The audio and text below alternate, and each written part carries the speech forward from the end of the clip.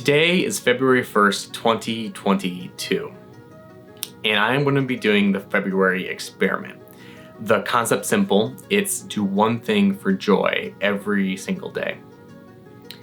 And when I was thinking about what I wanted to do this year, I wanted to make a video every day, but I wanted to make a video for my son. So that's what I'm going to be doing. For the next 28 days, I hope to every day tell a story about his life, about our life together, or maybe about my life. I don't know how this is going to turn out. It's probably going to be a little awkward. Joelle and I have been watching How I Met Your Mother, and I kind of have this feeling it's going to be Jed sitting on a couch someday watching this going, oh boy. But I felt it was worth doing. So I'm excited for this chance to make a video and kind of look back on pieces of our life together with Jed, with Joelle and I. But I also don't want to lose sight of where I am today. So I'm also going to start each video with a couple shots of what happened today. And then I'm going to get into the story. So here we go.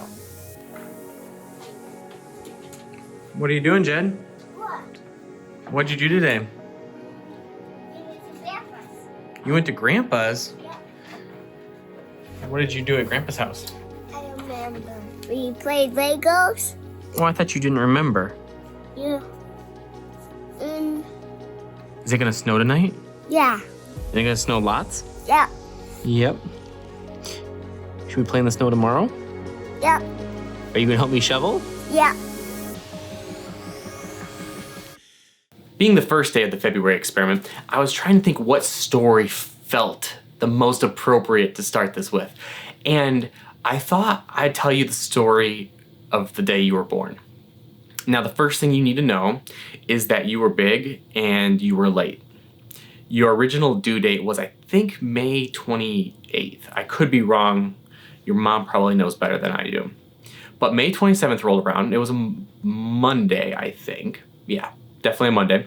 And your mom started having contractions. And we thought, this is it. We are right on time. We knew you were measuring large, so we wanted to kind of,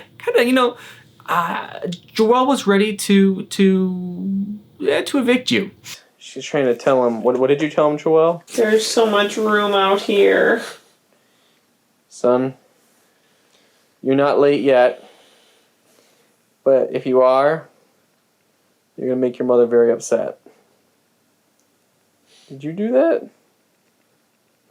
By laughing, Or did you laugh? I chuckled. So May 27th rolled around and we thought, this is great. We're going to hit the due date. We're going to be in May, baby. And the first thing you need to know, if you're ever married and having a baby, is like those initial contractions are a very interesting time. Because like for 10 to 15 minutes, your mom was herself, completely normal, fine. And then for that next 1 minute, it's like she teleported someplace else and could no longer hear me or cared what I had to say. First call to the doctor's office. The contractions are getting closer together. They're not getting any harder. The doctor said not time to come in yet, so wait till you have an hour of them being painful. So I have the headline on just in case I need to deliver. I'm gonna be ready to go. Monday night came and went, and the contractions stayed about the same, and we didn't go into the hospital.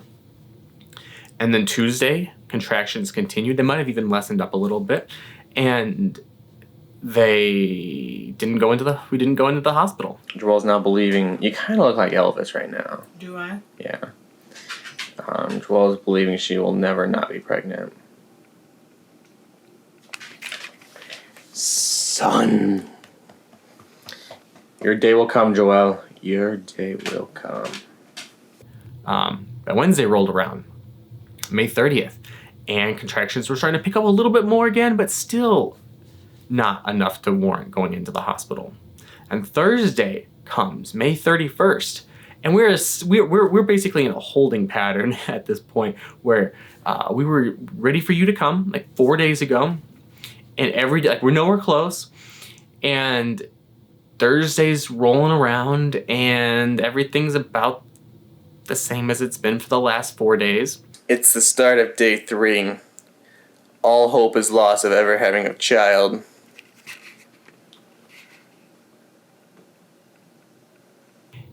And we went to the Peoria Chiefs, the minor league baseball game with Cassie, Johnson, and her brother and sister. Bruce wasn't there, and Theo wasn't born yet. But that was, yeah. And it was a doubleheader, and we made it to the 7th inning of the first game. And, it's an interesting experience being at a, baseball game as you're going into contractions, or as your mom was having contractions. I was just enjoying the game, I guess, having a hot dog and nachos, but like occasionally glancing over, like the batter would miss in the crowd. Oh, and your mom would be like, oh. But by the 7th inning, we thought, it's probably going to be tonight. And we said goodbye to Cassie and her siblings, and we ran into some friends from church on the way out of the game, and we went back to our house and got our bag, and contractions have started to pick up to the point now where we know you're coming tonight. This is the time where I get to go 100 miles to the hospital, right? 100 miles an hour. 100 miles an hour? Thankfully, we're not going 100 miles. We get set up in the little triage room. The water breaks, so we know we're getting close to delivery, and we get moved into the room you deliver in, I guess. And I go out. Your mom gets some epidural. Just gotten a little nap in. She's doing great. Big fan of drugs. And she falls asleep, and your grandpa and I go out for these quarter pounders at McDonald's like 2:00 in the morning. And because that's right, because your grandpa and Grandma Hancock came over and sat in this little lobby from like 11 o'clock that night until you were born, and didn't sleep and didn't leave, because they were not gonna miss when you arrived.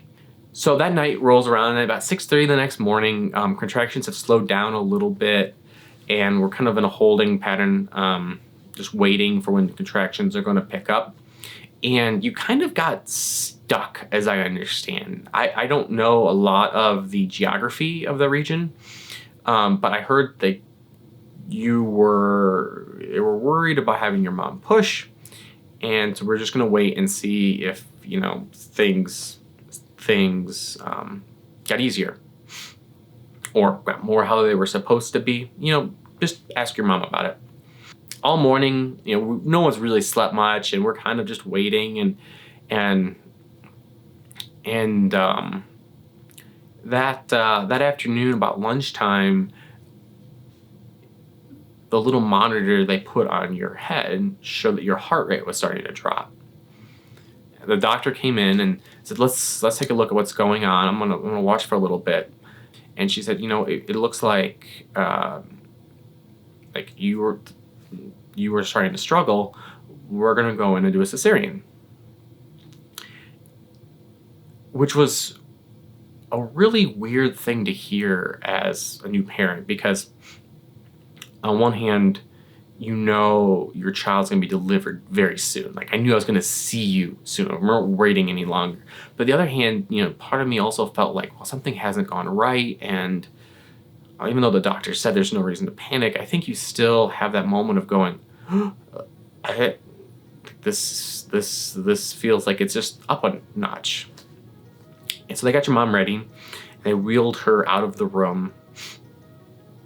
And I was told, they told me that we're gonna get her in the OR, and then we'll come back and get you.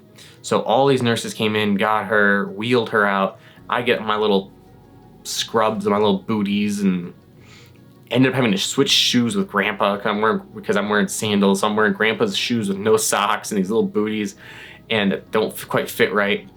And all of a sudden, I'm alone in the room. And it's, the afternoon sunlight's coming in, and it's just this moment of quiet. And it's kind of that weird thought, like, this is the last time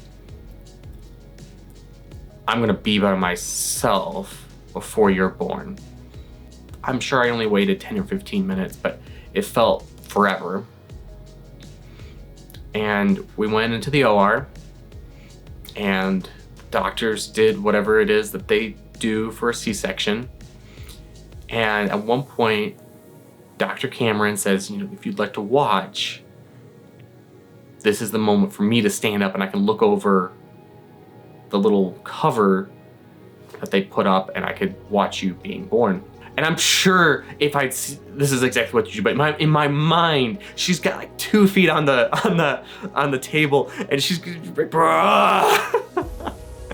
and I wasn't prepared for how much pulling there was gonna be. And then you popped out, and you were.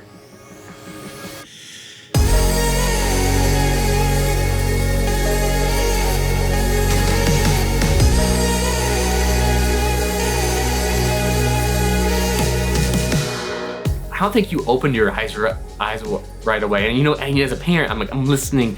Can I hear him cry? Because I know that's what you do. You know, you slap the baby in the bum and you hear him cry, and she pulls you out and you don't cry right away.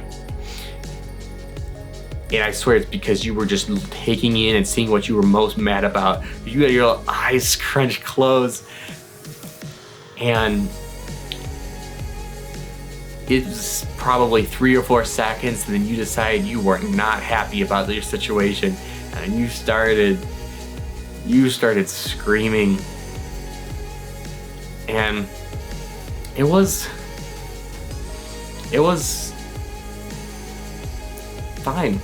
Like, they got your mom stitched up, and we got you. You ended up going to the nursery for a little bit, and I went with you while your mom recovered from surgery. I remember us just sitting you in your little bassinet and your little diaper, me as a 25-year-old looking down at you and going, I don't feel like everything has changed, but I sort of know everything has changed. And becoming a parent is such a weird feeling, because suddenly nothing matters anymore. And at the same time, everything starts to matter more. And that was almost 4 years ago. And I could feel like I can remember the sounds and the lights and the smells like it was yesterday. And I hope someday you too can get to know that take your breath away excitement that's becoming a parent. I love you, buddy. I'll talk to you tomorrow.